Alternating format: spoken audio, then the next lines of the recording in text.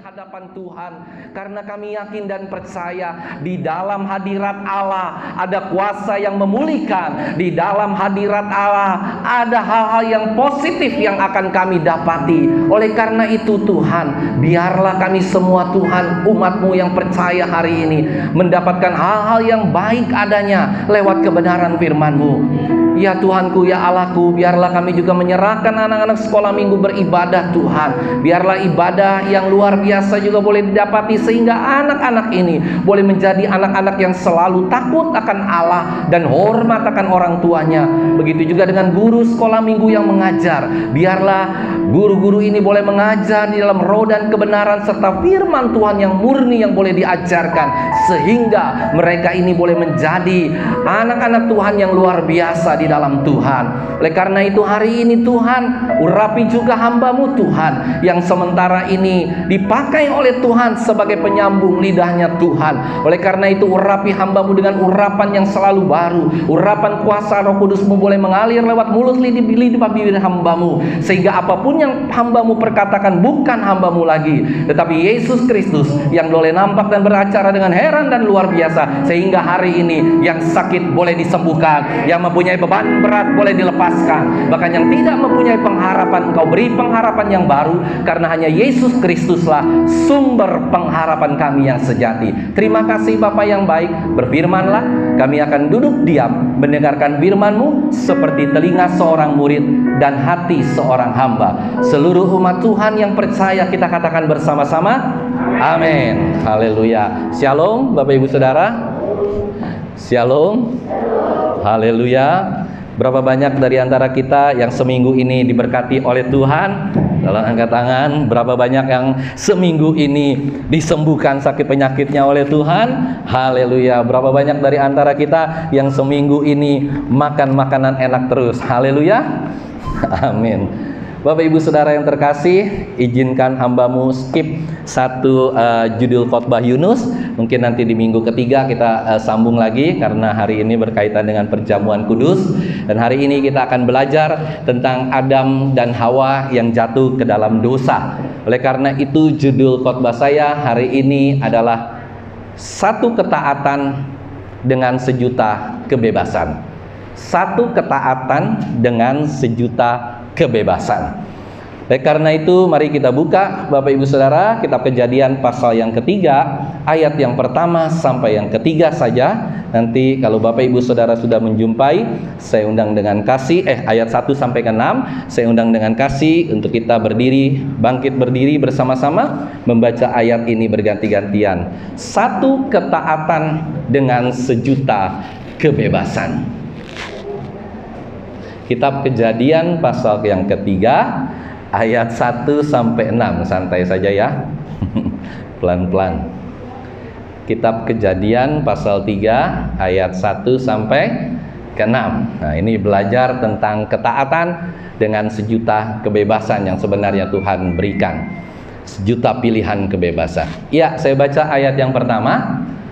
Adapun ular ialah yang paling cerdik dari segala binatang di darat yang dijadikan oleh Tuhan Allah.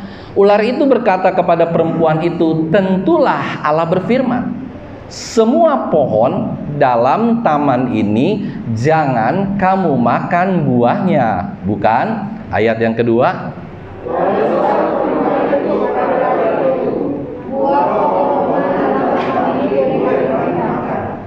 Tetapi tentang buah yang ada di tengah-tengah taman, Allah berfirman, jangan kamu makan ataupun raba buah itu, nanti kamu mati. Ayat yang keempat.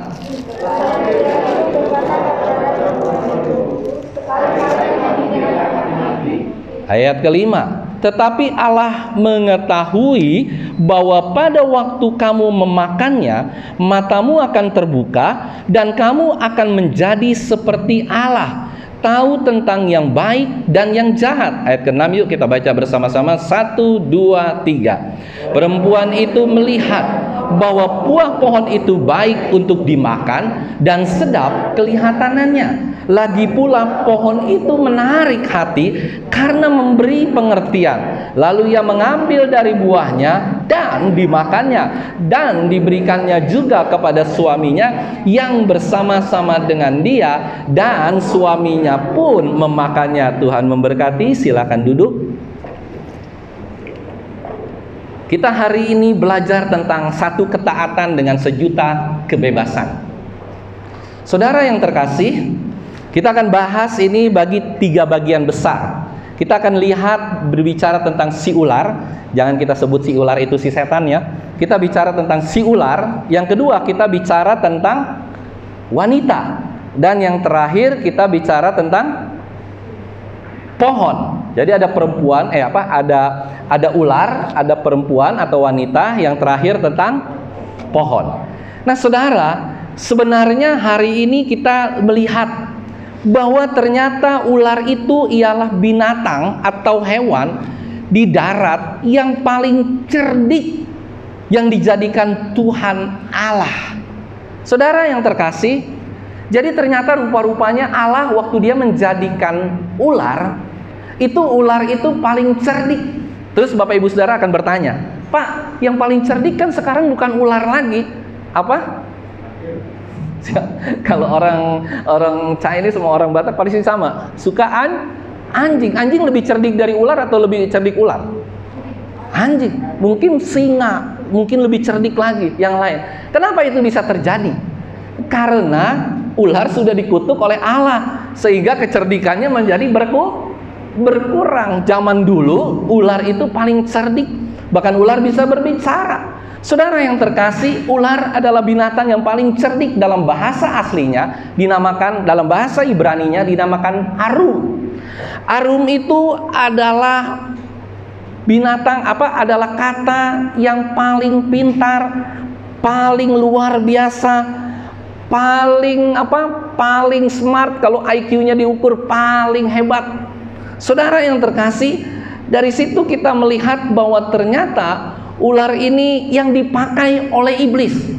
Jadi hewan atau binatang yang pertama kali yang dipakai oleh si iblis untuk mengecoh manusia itu bukan binatang lumba-lumba, bukan anjing, bukan singa, bukan harimau, bukan gajah, bukan apalagi beruang atau yang lain, tapi yang dipakai oleh iblis untuk menjatuhkan manusia ke dalam dosa itu siapa namanya?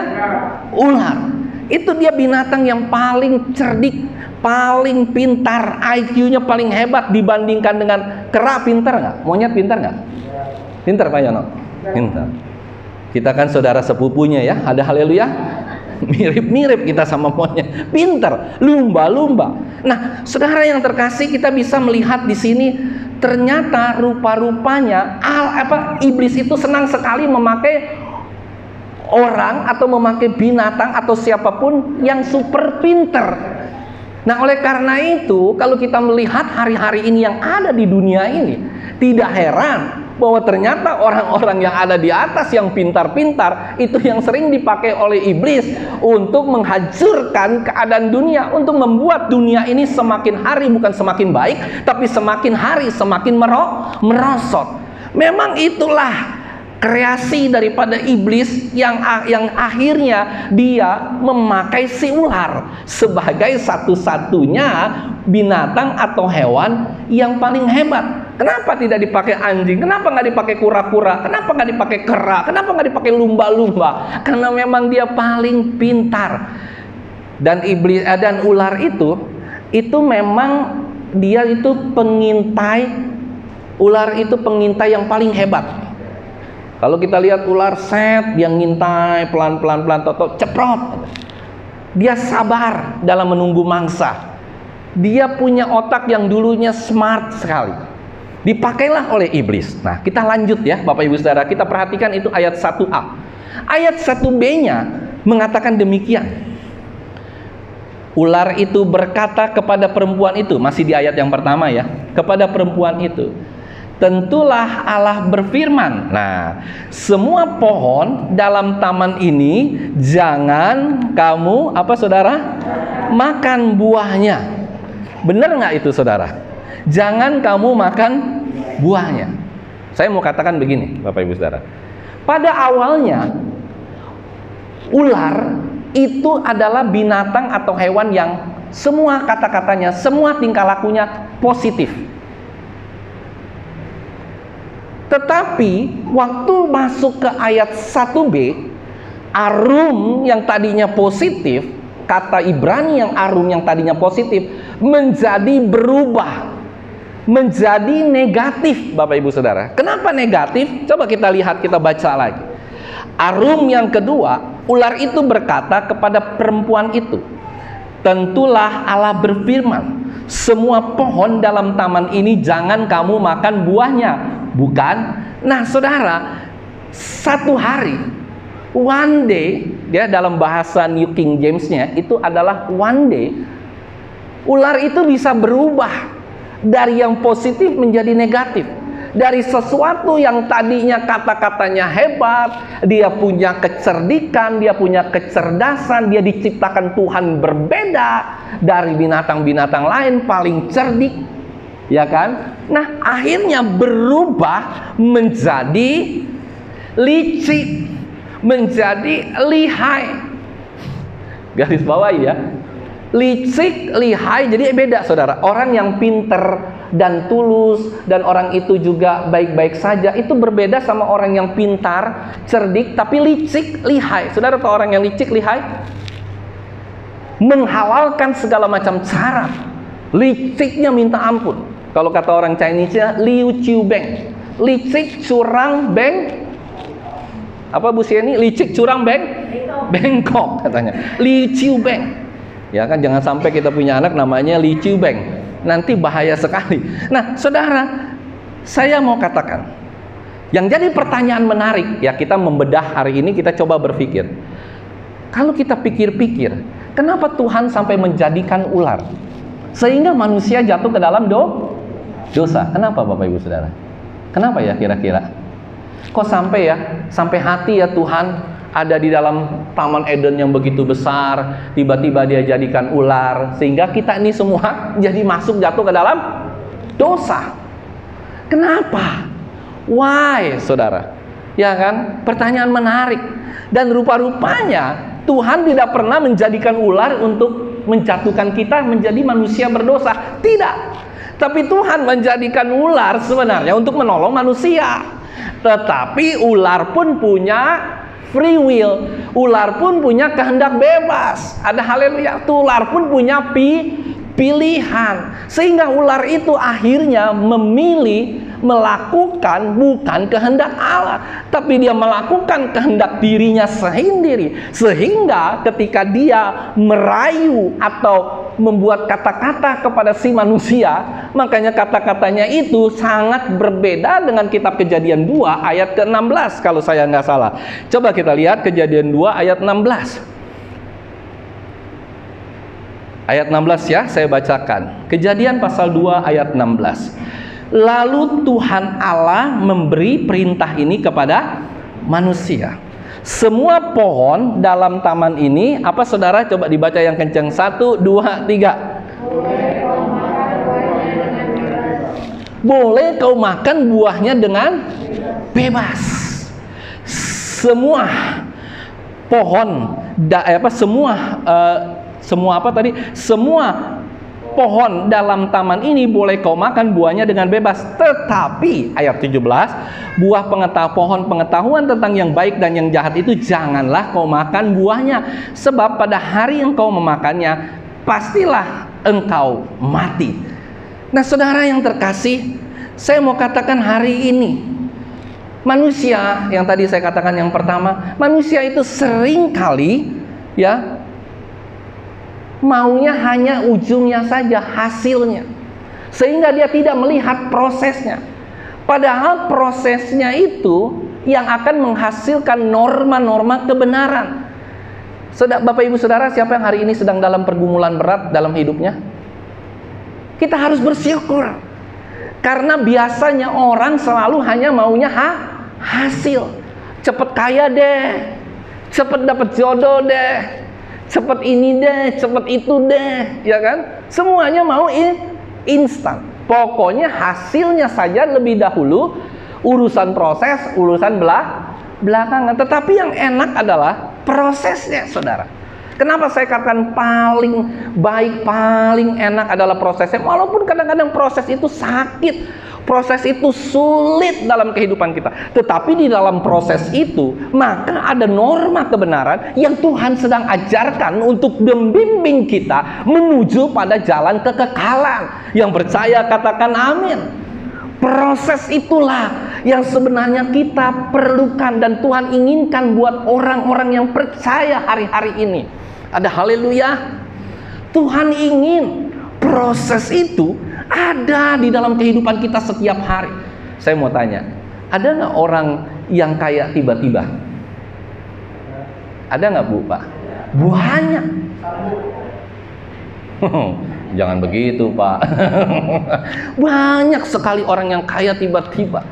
Lewat korupsi kah? Lewat mungkin undian harapan. Zaman dulu ada undian harapan ya. Zaman sekarang nggak ada. Zaman Bapak ada ya, Pak ya, undian harapan. Zaman saya juga masih ada. Tapi zaman sekarang nggak ada. Bisa tiba-tiba kaya. Ya kan? Manipulasi lah, ini korupsi segala macam, bisa tiba-tiba kaya. Tapi apakah kekayaan itu akhirnya kita bisa mengucap syukur sama Tuhan? Tidak. Tetapi segala sesuatu hasil yang didapatkan dengan proses yang baik, proses yang benar, proses yang sesuai dengan kehendak Allah. Saya yakin dan percaya ketika kita dapatkan hasil itu, maka kita mengucap syukur dengan luar biasa dalam Tuhan. Yang percaya katakan amin. Saudara mau dapat anak-anak muda, cewek-cewek ini mau dapat cowok yang langsung kaya, ganteng, segala macam tanpa proses, ada amin? Mau pasti, ya kan? Cynthia mau. Semua mau ya, rata-rata. Wah, ya itu aja, Pak, nggak usah pakai proses-proses. Giliran dapat proses, ternyata bukan dapatnya jadi kaya. Udah diproses, udah ini, udah itu, dapatnya malah cowoknya lebih jelek, lebih miskin, lebih susah. Saudara mau nggak mengucap syukur? Halo, mau mengucap syukur nggak? Halo? Nggak berani ya anak-anak muda deh. Pak, kok udah dapat proses, dapatnya lebih jelek, Pak, gitu kan? Tapi itulah keindahan sebuah proses dari Tuhan. Tuhan tahu. Tadi seperti lagu tadi, Tuhan tahu apa yang terbaik buat kita ada amin, saudara. Belum tentu, ya kan? Misalnya seorang anak muda di tempat ini mengidolakan, waduh, saya kepengen, Pak, punya suami bule, cakep, tinggi, segala macam. Tapi apakah itu yang terbaik buat dia? Belum tentu. Ada amin? Belum tentu itu yang terbaik. Yang terbaik itu harus melalui proses. Jadi anak-anak muda atau kita semua yang ada di tempat ini, kalau ada sesuatu terjadi dalam kehidupan kita tanpa proses, tinggalkan. Yang percaya katakan amin. Kita nggak tahu ujuk-ujuk tiba-tiba datang orang, ya kan, yang bagus, yang hebat, yang luar biasa, seakan-akan perfectly. Itu bahaya sekali. Kita nggak pernah tahu, kita nggak pernah diproses. Kita masuk ke awang-awang semua, ya kan, naik mobil, turun, naik pesawat, turun ini. Wah, akhirnya kita hidup dengan penuh glamor, kehebatan semua. Tahun kedua setelah pernikahan bubar, apalagi belum masuk tahun ketiga. Bisa saja hal tersebut berpanjang terus tanpa bercerai, tanpa divorce yang lain. Tetapi itu bukan kehendak Tuhan. Kehendak Tuhan adalah ketika apapun yang kita lakukan dalam kehidupan ini melalui proses, dan kita eksplorasi proses itu, ada hal-hal yang terbaik yang terjadi ketika proses itu terjadi. Saya yakin dan percaya itu akan membuat hal ini berbeda. Tidak seperti akhirnya wanita ini yang akhirnya terperangkap, terjerumus dengan si ular ini, saudara. Nah, saudara yang terkasih, manusia memang sering fokus hanya pada hasilnya saja, tetapi tidak pernah memperhatikan prosesnya. Padahal proses itu adalah nilai moral bagi hasil. Dan kalau kita menjalani pergumulan ini dengan baik dan proses ini dengan baik, saya yakin dan percaya suatu saat kelak kita akan menikmati hasil dan mengucap syukur sama Tuhan. Saya mau tanya Bapak Ibu Saudara, koruptor global saja ya, Itu kira-kira ingin prosesnya nggak? Menghasilkan kekayaan perlu proses? Tahu-tahu dia sudah punya rumah 10, punya tanah di mana-mana, tanpa proses lagi dia bisa dapatkan itu. Padahal kalau melalui proses mungkin sampai dia tua, sampai mungkin dia sudah meninggal, mungkin rumahnya hanya sederhana satu dengan keluarga yang berbahagia. Tetapi tanpa proses yang koruptor pikirkan itu hanya satu, saudara, yaitu hasil. Saya mau tanya satu lagi. ISIS, Bapak Ibu Saudara tahu ISIS? Dia juga tanpa proses, dia mau semua, ya kan? Wah, pokoknya hasil menegakkan hukum-hukum agama, tidak melalui proses mengajar umatnya sehingga ISIS itu bisa melaksanakan syariatnya. Tetapi ISIS tidak pernah melalui proses seperti kita. Kita diproses sama Tuhan berapa tahun? 18 tahun. Kita diproses sama Tuhan puluhan tahun untuk menjadi orang yang mengenal Tuhan. Tapi hal-hal yang tidak baik seperti itu tidak perlu proses, tahu-tahu nyemplung, hasilnya ada, selesai. Perusak alam, Bapak Ibu Saudara tahu? Perusak alam. Hutan dipotongin, kayu jadi potongin semua. Yang penting dapat hasil, urusan belakangan, banjir, longsor. Tanpa proses, saudara, itu akan membuat kita sama seperti si perempuan ini yang akhirnya kebablasan.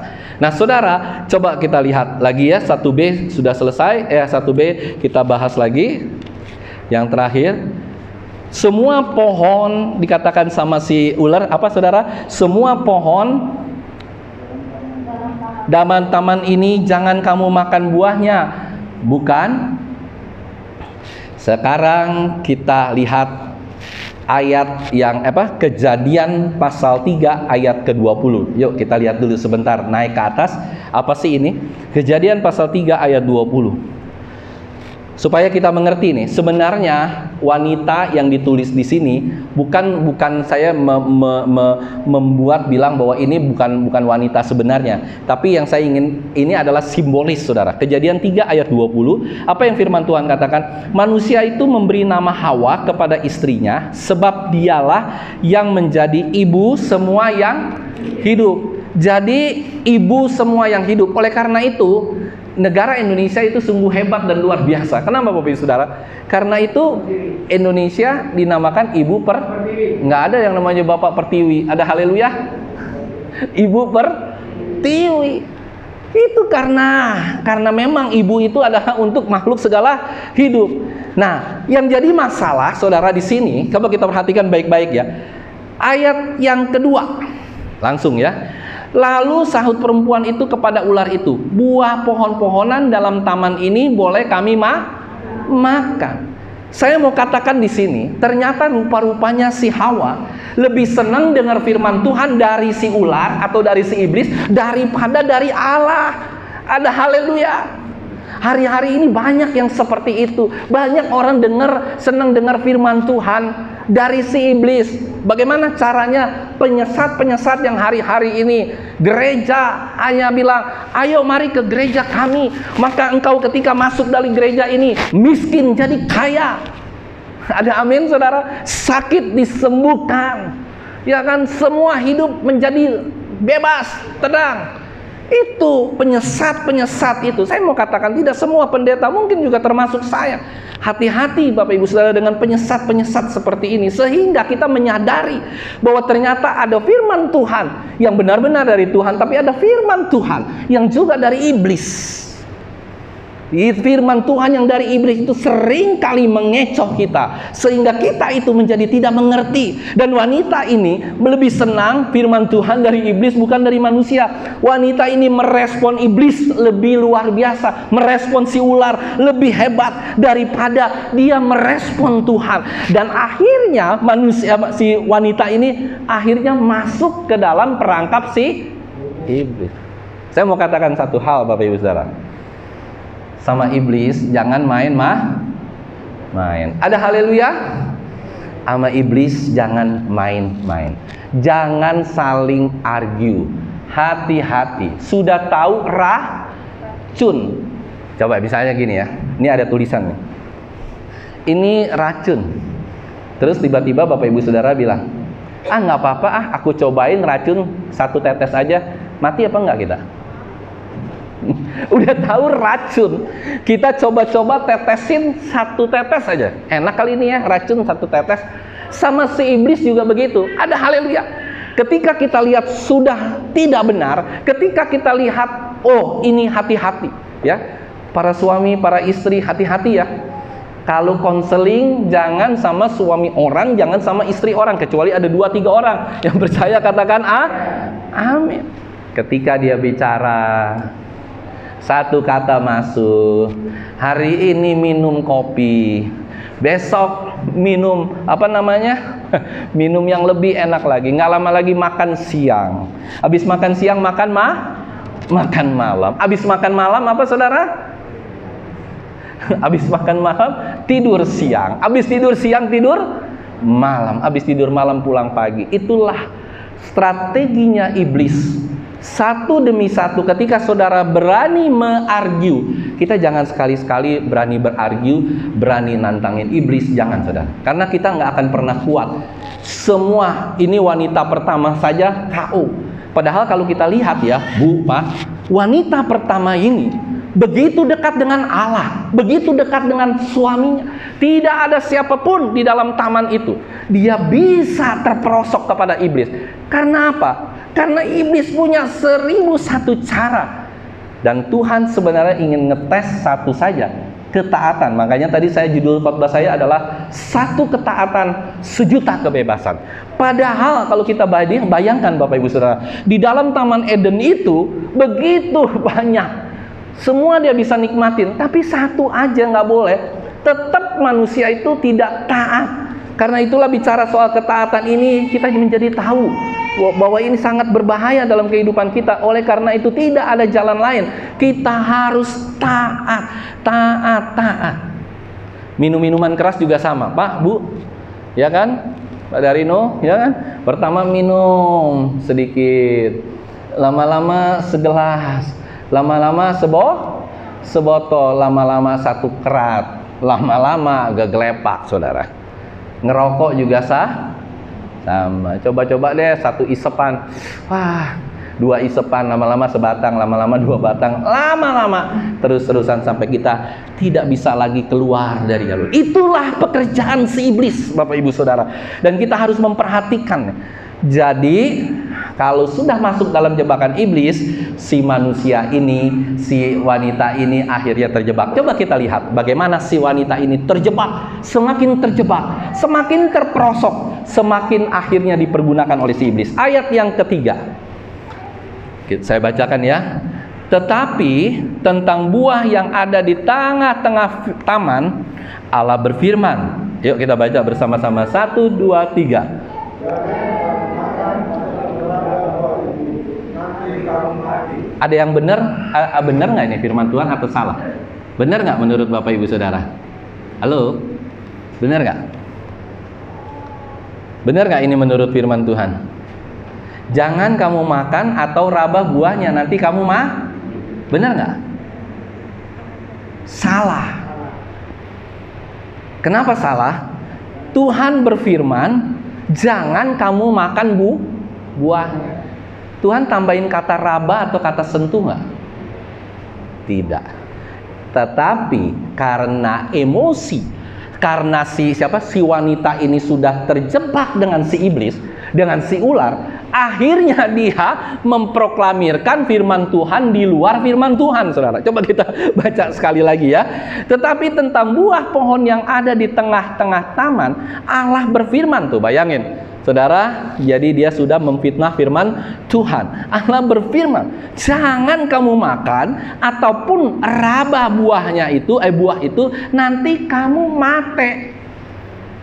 Ditambahin kata raba. Kenapa saudara ini berbahaya? Firman Tuhan, saya mau katakan, it is a final. Firman Tuhan ini tidak boleh dikurangi, tidak boleh ditambahin 1 titik atau 1 koma pun. Ada haleluya? Kalau firman Tuhan ini ditambahkan 1 titik, 1 koma, 1 kata-kata, maka ini bukan menjadi firman Tuhan lagi, dan ini sudah menjadi firman manusia. sangat berbahaya, raba. Kenapa sampai si wanita ngomong begini, saudara? Kenapa si wanita sampai ngomong raba? Kenapa? Ada yang tahu nggak? Karena si wanita ini ingin membuktikan bahwa saya ini dekat loh sama Tuhan. Saya ini tuh perwakilan Tuhan loh. Saya tiap hari hidupnya Adam Hawa Tuhan. Adam Hawa Tuhan. Tidak ada yang lain. Kalau kita di tempat ini ada kita, suami, istri, ada binatang peliharaan. Ada ayam, bebek, kambing, kucing, segala macam. Tapi saat itu dia cuma berdua, bertiga. Ya kan, yang lain bukan binatang peliharaan, terbebas. Dia tambahin satu. Dia bilang, nih jangan main-main ya iblis, saya ini powerful, saya tambahkan satu kebenaran firman Tuhan. Firman Tuhannya menjadi overdosis, saudara. Overdosis itu akhirnya berbahaya, dan ini terjadi. Hari-hari ini terjadi, bukan hanya di umat Kristen, bukan hanya di umat seberang, agama seberang, saya nggak sebut agamanya. Terjadi yang seharusnya tidak perlu ya ada hukuman pancung lah, tidak perlu ada hukuman seperti inilah, tetapi akhirnya manusia itu menambahkan supaya kebenarannya ini tambah mantep, tambah luar biasa. Padahal dengan overdosis itu jadi firman Tuhan ini jadi bukan lagi jadi kebenaran, jadi kebenaran yang relatif. Bapak Ibu Saudara tahu kebenaran mutlak inilah kebenaran mutlak. Kebenaran relatif ini seperti saya. Hari ini saya bicara benar, besok saya bisa salah. Turun dari mimbar hari ini saya juga bisa salah, saudara. Kebenaran relatif. Nah, ketika firman Tuhan ditambah dengan kata raba, maka itu menjadi kebenaran yang relatif. Tidak benar lagi sesuai dengan kehendak Tuhan. Ada rabanya, mau ngapain diraba-raba, saudara? Ya kan? Jadi, saya mau katakan overdosis. Nah, ketika overdosis yang seperti demikian, maka firman Tuhan yang ditambahkan. Misalnya begini ya, Bapak Ibu Saudara, ya. Kan Tuhan katakan di firman Tuhan, saudara harus puasa 40 hari 40 malam. Halo, saudara harus berpuasa berapa? 40 hari 40 malam. Kita ikutin ya, dari 50 orang 3 meninggal, sisa 37 orang. Dari 40 orang ya. Nah, terus saja begitu. Akhirnya ada yang sakit, ada yang meninggal, ada yang sakit. Apa yang salah? Ternyata yang salah adalah firman Tuhan itu bukan untuk semua orang. Hanya untuk orang tertentu seperti Yesus, Nabi Elia. Bukan untuk kita semua. Banyak gereja-gereja yang akhirnya salah kaprah, dan itu dipakai waktu zaman pandemi kemarin. Dipakai banyak sekali gereja yang bilang, ayo kita berpuasa 40 hari, 40 malam. Sehingga COVID bisa hilang. No. COVID tetap ada, orang pada mati karena puasa. Yang saya mau katakan di sini adalah overdosis. Jangan firman Tuhan ditambah-tambahkan sedikit atau banyak, karena kita itu diselamatkan bukan oleh karena hasil jerih payah kita sendiri, bukan hanya karena kekuatan kita, bukan karena kita, tetapi kita diselamatkan karena anugerah Tuhan. Yang percaya katakan amin, saudara. Memang kita harus mengerjakan pekerjaan dengan keselamatan dengan takut akan Allah. Yuk kita lanjut ayat keempat. Ayat yang keempat. Nah kan akhirnya terjadi apa? Diskusi, saudara. Ayat keempat. Tetapi ular itu berkata kepada perempuan itu. Nah, mulai ular itu pinter. Jangan sekali-sekali main-main sama si iblis, saudara. Lihat apa yang dikatakan. Sekali-sekali kamu tidak akan mati. Saya mau katakan begini, ya. Coba kita refleksiin ke hari ini. Kalau kita pergi ke kebun raya Bogor, jangan kebun raya Bogor ya, yang mana ya, kebun apa ya, yang bisa di Malang loh ya, ada apel gitu kan. Terus tiba-tiba saudara ada apel merah, ada apel hijau, ada apa. Tiba-tiba pemilik apelnya bilang begini, yang itu jangan kamu makan ya. Kalau kamu makan mati. Kira-kira masuk logika saudara nggak? Enggak. Masa sih Pak, saya makan buah aja satu mati, kan buah itu nggak beracun. Kita tanya, beracun? Enggak. Coba deh kamu makan, pasti nggak mati. Akhirnya kita coba kan makan. Si Adam sama si Hawa itu juga begitu. Nggak mungkin, ya kan? Dalam logika kita ini yang benar si iblis, yang benar si ular, Allah salah.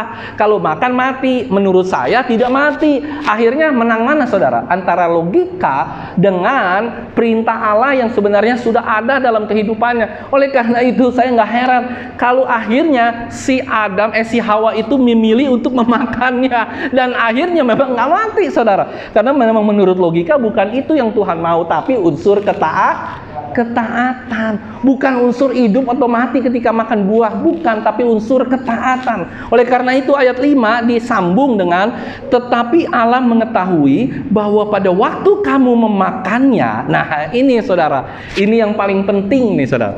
Pada waktu kamu memakannya, matamu akan terbuka dan kamu akan menjadi seperti Allah, tahu tentang yang baik dan yang jahat. Gila ya, iblis ini luar biasa ya, mengecoh benar-benar. Dia bilang kalau kamu makan, kamu bisa jadi seperti Allah, tahu tentang yang baik dan yang jahat. Saya mau tanya, hari itu Adam dan Hawa tahu nggak tentang yang baik dan yang jahat? Tahu nggak? Dia hanya tahu Allah. Dia tidak pernah tahu dirinya itu baik atau jahat. Dia tidak pernah tahu. Makanya hari itu singa, harimau, ular deket-deket juga saudara nggak digigit. Coba sekarang Pak Yono masuk ke kebun binatang, mencoba-coba elus-elus pala singa, kira-kira digigit nggak? Karena apa? Karena Pak Yono dan semua udah tahu tentang pengetahuan yang baik dan yang jahat. Sampai binatang pun akhirnya ketika ini manusia jatuh ke dalam dosa, binatang jadi keikutan saudara. Binatang jadi keikutan, wah ini bahaya nih, wah ini bahaya nih, apalagi sering dikejar-kejar mau dibunuh kan. Akhirnya jadi manusia tahu tentang yang baik dan yang jahat. Yang jadi masalah, iblis ini pintar sekali saudara.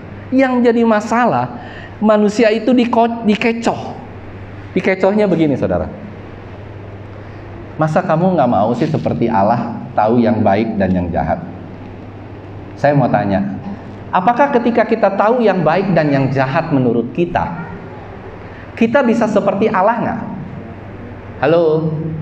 Kita tahu nih, baik, jahat, baik, jahat, baik, jahat. Kita bisa seperti Allah nggak standar pemikiran kita, baik, jahat menurut Allah? Tidak bisa. Jadi disinilah iblis menipu habis-habisan, membuat mata manusia itu kalau memakannya menjadi terang, tahu tentang yang baik dan yang jahat. Iya, tahu tentang yang baik dan yang jahat menurut manusia, bukan menurut si iblis. Saya mau tanya hari ini, LGBT yang sekarang sudah diresmikan di Amerika dan di tempat-tempat lain, itu benar nggak menurut Allah? Benar nggak menurut firman Tuhan? Halo? Salah. Yang namanya manusia itu harus menikah dengan berlawanan jenis. Siapa di sini yang mau menikah dengan sejenis?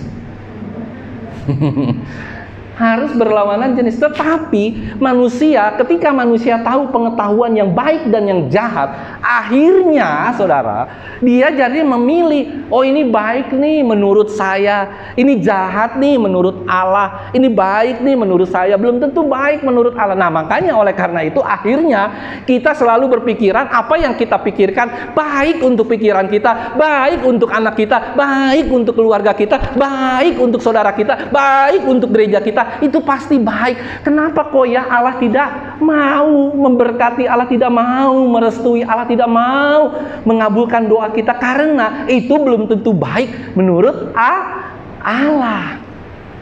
Itulah yang menjadi, kalau kita mengerti tentang kebenaran hari ini, kita jadi mengerti, oh iya ya, berarti belum tentu baik menurut Allah. Baik menurut kita belum tentu baik, karena ukuran baik dan jahat menurut manusia itu sangat berbeda. Saya mau tanya satu hal. Saudara lihat saya, menurut Bapak Ibu Saudara, saya ganteng nggak? Lah, ini jangan ngenyek ya. Ini serius nih, ganteng nggak? Pak, Bu, ganteng nggak? Kalau menurut Ibu Elisa saya jelek, ya nggak apa-apa. Tapi menurut Allah saya ganteng. Ada haleluya. Jadi bisa persepsi yang berbeda. Kalau menurut orang ya, menurut manusia, lihat Ibu Elista, Ibu Elista biasa-biasa saja. Tapi di mata Allah, mungkin dia nilainya 110 bukan 100 lagi. Ada haleluya? Ada amin saudara? Itu kita lihat Pak Darino, kelihatannya biasa aja. Tapi Allah lihat, jangan main-main, pendeta aja kalah sama dia loh. Begitu nggak? Kalau datang gerejanya rutin, ada haleluya, ada tambahnya dikit. Nah, jadi saya mau katakan di sini, apa yang baik menurut kita belum tentu baik menurut Allah. Pasangan hidup juga seperti demikian. Jangan ketika kita pacaran, baik. Sama calon sama ini bapak-bapak ya yang punya anak-anak wanita, anak-anak pria. Waduh, kalau belum istri saya kemana ya? Nggak ada ya? Puji Tuhan, haleluya. Dia tidak di sini sehingga saya bisa bebas bercerita. Kalau di khotbah di tempat lain saya bebas bercerita. Ya misalnya gitu ya, bukan istri saya. Misalnya sebelum menikah, baiknya minta ampun sama calon mertua ya kan? Dikasih makanan, ya kan, kakinya juga dipegangin, dipijitin, dipelokin, ya kan, aduh mama. Giliran udah resmi jadi istri, boro-boro saudara. Nah, makanya saya mau bilang, apa yang baik menurut manusia belum tentu baik menurut Allah. Oleh karena itu, kalau Bapak Ibu Saudara rajin beribadah seperti ini, mengerti tentang kebenaran, calon suaminya atau calon istrinya pun rajin, suami dan istri bersama-sama ke gereja, itu saya yakin dan percaya, apapun yang terjadi, pasti kehendak Allah ada dalam kehidupan kita, sehingga kita punya pertimbangan-pertimbangan, dan kita boleh tidak tersesat terhadap keputusan-keputusan kita, untuk mengambil keputusan yang benar, sehingga ketika kita melakukan satu keputusan yang besar dalam kehidupan, Tuhan bekerja dengan luar biasa. Ada haleluya? Saya katakan sama anak saya juga kan, ya, menikah adalah seumur hidup. Bukan hari ini menikah, besok gantilah lagi, 2 tahun ganti lagi, 3 tahun ganti lagi. Ya, Jo, mau gonta-ganti? Jadi benar-benar harus menurut kehendak Allah, menurut apa yang baik dari Allah, bukan yang baik dari manusia. LGBT salah satu contoh. Yang terakhir saya mau katakan, ayat yang terakhir, ayat yang ke-6 ya. Perempuan itu melihat bahwa buah pohon itu baik untuk dimakan. Nah, ini udah kacau. Ini udah ayat makin lama makin turun. Saudara lihat nggak kerontokan dan kejatuhan si wanita? Pertama dia masih sok-sokan. Saya hebat nih, saya anak Allah nih. Kamu jangan macam-macam ya. Saya punya firman yang hebat nih. Saya nggak boleh diraba. Akhirnya lama-lama dia kendor. Ayat yang ke-6 saudara lihat. Perempuan itu melihat bahwa buah itu baik untuk dimakan dan sedap kelihatannya. Lagi pula pohon itu menarik hati karena memberi apa saudara? Pengertian. Lalu, ini dia. Ia mengambil dari buahnya dan dimakannya dan diberikannya juga. Nah, suaminya jadi ikut-ikutan kena dosa gara-gara si wanita kepada suaminya yang bersama-sama dengan dia, dan suaminya pun memakannya. Waktu mata rohaninya si Hawa terbuka bukan dalam arti kata yang benar, akhirnya dia merestui, dia jatuh ke dalam dosa. Saya mau katakan hari ini, seharusnya Tuhan hanya butuh sama kita. Tuhan hanya ingin kita semua perlu taat dengan apa yang Dia perintahkan. Ada amin saudara? Dia hanya perlu satu saja ketaatan dari Adam dan Hawa. Dan sejuta kebebasan, bahkan miliaran kebebasan. Dia boleh makan, dia boleh bermain-main di Taman Eden, dia bisa menikmati air yang nggak kayak kita sekarang pakai air galon ya Bu ya. Susahnya setengah mati. Dulu air nggak perlu, tinggal minum dari sungai, cepluk minum, ya kan. Buah tinggal ambil, ya kan, nggak perlu lagi buah kena sianida, sianida ya, kena pestisida, buah kena sianida mati kita kan. Kena pestisida, disemprot-semprot, nggak perlu. begitu indahnya. Tetapi ketika manusia jatuh ke dalam dosa, semua degradasi, semua menjadi menurun semua. Dan itu memang Allah sudah izinkan terjadi. Oleh karena itu hari ini pelajaran yang menarik adalah di dalam ketiga hal ini, saya mau katakan, jangan pernah bermain-main dengan iblis. Jangan pernah bernegosiasi dengan iblis. Kalau kita bilang, dia bilang begini, yang kita kira kita tidak sesuai dengan firman Tuhan, cut. Jangan teruskan. Selesai. Yang kedua, saya mau katakan, mari yuk kita taat sampai kita masuk ke dalam kerajaan surga yang kekal. Karena itulah yang Tuhan inginkan. Tuhan tidak pernah menginginkan kita jahat. Tuhan tidak pernah menginginkan kita masuk ke dalam neraka. Tuhan inginkan makhluk ciptaannya masuk dalam kerajaan surga yang kekal. Ada amin, saudara? Oleh karena itu, hari ini biarlah kita semua boleh mengerti tentang kebenaran ini. Dan kita hari ini boleh katakan sama Tuhan, Tuhan, aku mau taat dan setia sampai mati. Tuhan memberkati. Mari kita tundukkan kepala, kita berdoa untuk perjamuan kudus dan kebenaran firman Tuhan. Terima kasih Bapa yang baik untuk kebenaran-Mu hari ini. Kami yakin dan percaya, kami bukan hanya menjadi pendengar firman, bukan hanya belajar firman Tuhan, tapi kami rindu menjadi pelaku firman Tuhan yang taat dan setia sampai pada akhir kehidupan kami. Karena Tuhan sudah memberikan begitu banyak kebebasan, begitu banyak pilihan dalam dunia ini. Tuhan hanya butuh ketaatan. Apa yang Tuhan firmankan, apa yang Tuhan beritakan, itulah yang harus kita taati. Biarlah kita tetap taat dan setia kepada Tuhan sampai pada akhir kehidupan kita.